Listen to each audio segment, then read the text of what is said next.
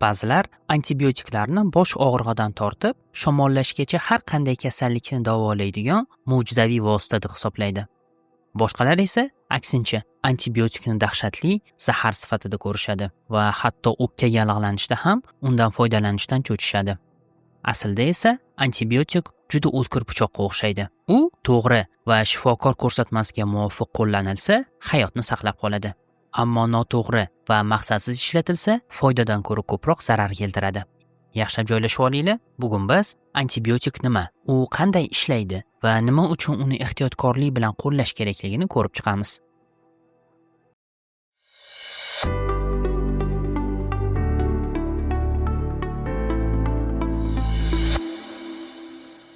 Antibiotiklar haqida gapirishdan oldin, avvalo antibiotik nima degan savolga javob berish kerak. Antibiotiklar odam va hayvonlarning bakterial infeksiyalarga qarshi kurashadigan dorilardir. Ular bakteriyalarni o'ldirish yoki ularning o'sishi va ko'payishini qiyinlashtirish orqali ta'sir ko'rsatadi. Antibiotik so'zi esa hayotga qarshi degan ma'noni bildiradi. Biroq ilmiy nuqtai nazardan bu tushuncha to'liq to'g'ri emas. To'g'riroq atama mikroblarga qarshi preparatlar bo'ladi. Aniqrog'i, antibakterial zamburug'larga qarshi, viruslarga qarshi va antiprotozol vositalarni o'z ichiga oladigan kimyoviy moddalar. Bugungi videoda esa antibiotik deganda biz antibakterial preparatlarni nazarda tutamiz. Antibiotiklar boshqa mikroorganizm hayot faoliyatining mahsulotlarida, o'simliklarda yoki sun'iy ravishda sintez qilinadigan bakteriyalarni nishonga oluvchi zaharlardir. Viruslarga qarshi esa antibakterial preparatlar samarasiz. Viruslar haqiqiy tirik organizmlar emas, chunki ular hujayradan tashqarida o'sib ko'paya olmaydi. Shu sababli viruslarni odam organizmiga zarar yetkazmasdan zaharlash yo'li bilan yo'qotish mumkin emas. Lekin ayrim virusli kasalliklarni davolash uchun maxsus antiviral preparatlar mavjud. Shu onda siz hammamizga tanish bo'lgan antiseptik ham unda antibiotik vosita ekanda deb o'ylashingiz mumkin.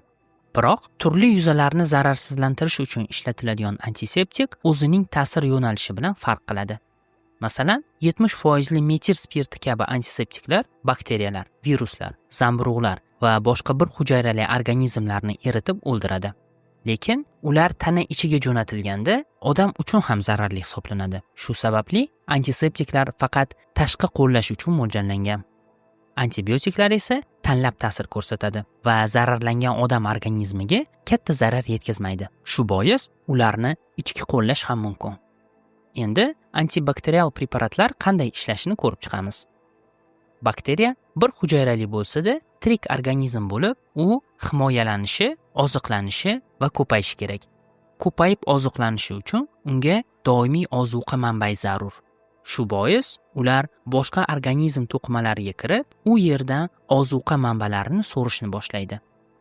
Organizm esa o'zini bosqinchi bakteriyalardan himoya qilish uchun dushman atrofida zaharli va tajovuzkor muhit yaratadi. Bakteriya esa o'zini bunday muhitdan himoya qilish uchun mustahkam qobiqni hosil qiladi. Biroq bu qobiq bakteriyani atrof muhitdan to'liq ajratib, mukammal himoya devorini hosil qila olmaydi. Bakteriya qobig'ida doimo zaif nuqtalar mavjud bo'ladi va antibiotiklar aynan shu joyga ta'sir qilib, bakteriyalarni zararsizlantiradi. Ba'zi antibiotiklar bakteriya o'ziga zirh qobig'ini hosil qilishga yo'l qo'ymaydi. Hujayra devori esa ozuqa moddalarini tashish, zaharlardan himoya qilish va ichkariga kiradigan suv miqdorini tartibga solish uchun mas'uldir. Agar bu tuzilma bo'lmasa, bakteriya ochlik, zaharlanish, yorilib ketish yoki suyuqlikning ortiqcha kamligi tufayli burushish xavfiga duch keladi. Boshqa guruh antibiotiklar esa bakteriyalarga yangi oqsillarni sintez qilish va genetik mahsulotlarni ko'paytirish imkonini bermaydi. Natijada bakteriyalar o'sish va ko'payish qobiliyatini yo'qotadi. Barcha antibiotiklarning umumiy ta'sir mexanizmi esa bakteriya oqsillariga birikish orqali namoyon bo'ladi. Qabul qilingan dori bakteriya hujayrasiga yetgach, hujayra devoridagi yoki boshqa bakteriya ichidagi muhim oqsillarga bog'lanadi. Bu bog'lanish bakteriyani oqsil sintezi, DNK ko'payishi yoki energiya almashuvini to'xtatadi. Natijada hujayra devori yemirila boshlaydi, suv va ionlar muvozanati buziladi. Oxir-oqibat bakteriya parchalanib, nobud bo'ladi. Lekin antibiotiklar ba'zi bakteriyalarga ta'sir qilsa-da, boshqalariga ta'sir qilmaydi. Buni tushunish uchun ularning hujayra devori tuzilishiga e'tibor berish zarur. Ba'zi bakteriyalarning hujayra devori qalin va mustahkam bo'ladi. Ammo unda keng teshiklar mavjud bo'lib, ular orqali ko'plab moddalar, shu jumladan yirik ozuqa mahsulotlari osongina o'tishiga moslashgan. Boshqa bakteriyalarda esa hujayra devori yupqaroq, ammo murakkabroq tuzilgan bo'lib, oqibatda u ko'plab antibiotiklarga nisbatan chidamliroq bo'ladi. 19-asr oxirida daniyalik bakteriolog Hans Gram bakteriya qobiqlarini bo'yash imkonini beruvchi usulni ishlab chiqdi. Natijada u bakteriyalarni ikki guruhga ajratishga muvaffaq bo'ldi.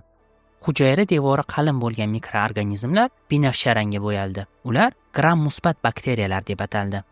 Hujayra devori yupqa bo'lgan bakteriyalar esa qizil rangga bo'yaldi. Ular gram manfiy bakteriyalar deb nom oldi. Har ikki guruhga mansub kasallik chaqiruvchi bakteriyalardan misollar aytib o'tamiz. Staphylococcus aureus, meticillinga chidamli tillarang stafilokok, teri infeksiyalari, pnevmoniya va qon infeksiyasi, ya'ni sepsisni keltirib chiqaruvchi bakteriyalar. Vankomitsinga chidamli enterokoklar, pnevmoniya, siydik yo'llari, yurak va yara infeksiyalarini keltirib chiqaruvchi bakteriyalar. Clostridium difficile, og'ir diareya va kolit, ya'ni yo'g'on ichi yallig'lanishni keltirib chiqaruvchi bakteriyalar gram musbat bakteriyalar guruhiga misol bo'ladi. Pseudomonas aeruginosa, o'pka va siydik yo'llari infeksiyalarini keltirib chiqaruvchi bakteriya. Neisseria gonorrhea, so'zak qo'zg'atuvchi bakteriya. Enterobacteriosis, oziq-ovqat infeksiyalari, siydik yo'llari, o'pka va qon tizimi infeksiyalarini qo'zg'atuvchi bakteriyalar gram manfiy bakteriyalar guruhiga kiradi. Gram manfiy va gram musbat bakteriyalar turli sharoitlarda yashashi mumkin. Natijada ular qo'shimcha aerob, anaerob yoki fakultativ guruhlarga bo'linadi. Aerob bakteriyalar nafas olish uchun kislorodga muhtoj. Anaerob bakteriyalar esa aksincha kislorodga toqat qila olmaydi. Ularni o'sishiga to'sqinlik qiladi yoki hatto ularni o'ldiradi. Fakultativ bakteriyalar esa eng moslashuvchan turlar bo'lib, ular kislorod mavjud bo'lganda ham, bo'lmagan sharoitlarda ham yashay oladi. Bir xil guruhdagi, masalan, gram manfiy bakteriyalar ham kislorodga bo'lgan munosabati tufayli bir xil antibiotikka turlicha javob berishi mumkin. Shuning uchun antibiotik tanlashda nafaqat bakteriyaning turi, balki uni yashash sharoitini ham hisobga olish zarur. Antibakterial preparatlar odatda ikkita katta turga bo'linadi. Bakteritsid antibiotiklar bakteriyalarni to'g'ridan-to'g'ri o'ldiradi. Masalan, mashhur penitsilin antibiotiki aynan shu turga mansub. Ikkinchi tur bakteriostatik antibiotiklar deyiladi. Ular bakteriyalarning o'sishi va ko'payishini to'xtatadi. Tetraxilin va xloramfenikol bu turdagi antibiotiklarga misol bo'la oladi. Bundan tashqari, antibiotiklar ta'sir doirasi bo'yicha tor yoki keng ta'sirli bo'lishi mumkin. Masalan, vankomitsin tor ta'sir doirasiga ega bo'lib, asosan gram musbat bakteriyalar, jumladan stafilokoklarga qarshi samarali ta'sir ko'rsatadi. Ammo vankomitsin gram manfiy bakteriyalarga deyarli ta'sir qilmaydi. Tetraksilinlar esa keng ta'sir doirasiga ega antibiotiklar bo'lib, ular ham gram musbat, ham gram manfiy bakteriyalarni ko'p turlariga qarshi samarali hisoblanadi. Bakteriyalar juda qisqa umr ko'ruvchi, lekin tez ko'payuvchi organizmlardir. Ular o'rtacha yarim soatda bo'linib ko'payadi. Taqqoslash uchun odam nasl qoldirishi uchun kamida 18 yil talab qilinadi. Shuning uchun bakteriyalar atrof muhitga nihoyatda tez moslashadi. Moslashish jarayoni esa ularni irsiy molekulalarida bo'ladigan o'zgarishlar orqali amalga oshadi.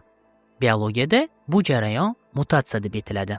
Bakteriyalarda esa mutatsiyalar juda tez sodir bo'ladi va keyingi avlodlarda yangi xususiyatlar tezda namoyon bo'ladi. Agar biron bir bakteriyada antibiotikdan himoya qiluvchi mutatsiya paydo bo'lsa, davolanish jarayonida barcha oddiy bakteriyalar nobud bo'ladi. Ammo chidamli mutant bakteriyalar omon qoladi. Natijada bu mutant bakteriyalar ko'payib, butun avlod dori ta'siriga chidamli bo'ladi. 2025-yilga kelib, bakteriyalarning antibiotiklarga chidamliligi butun dunyo miqyosida jiddiy muammoga aylangan. Masalan, 2011-yilda amerikalik yuqumli kasalliklarni davolovchi shifokorlarning 60% o'z amaliyotida hech bir ma'lum antibiotik ishlamaydigan bakteriya chaqiruvchi infeksiyaga duch kelishdi. 2018-yilda esa Jahon Sog'liqni saqlash tashkiloti ma'lumotiga ko'ra, dunyo bo'yicha 500 millionga yaqin antibiotiklarga chidamli sil kasalligining yangi holatlari aniqlangan. Bunday bemorlarning ko'pi, afsuski, shifokorlar samarali dori tanlashga ulgurmaslaridan vafot etgan. Albatta, bakteriyalar tabiiy evolyutsion jarayon natijasida ham mutatsiyaga uchraydi, ammo inson omili bu jarayonni ancha tezlashtirmoqda. Antibiotiklar shifokor ko'rsatmasisiz qabul qilinsa yoki dori miqdori kichik bo'lsa, davolanish kursi vaqtidan oldin tugatilsa, bakteriyalarga bu doriga moslashish uchun imkon berilgan bo'ladi. Shu sababli antibiotiklardan faqat shifokor tavsiyasiga binoan va to'liq vaqt davomida foydalanish nihoyatda muhimdir. E'tiboringiz uchun rahmat. Izohlar bo'limida o'z fikringizni yozib qoldiringlar. Yonida yana qanaqa ilmiy mavzu qiziqligini ham yozinglar. Balki aynan sizning fikringiz keyingi video mavzusi bo'lar. Yana Fantech kanalida ko'rishguncha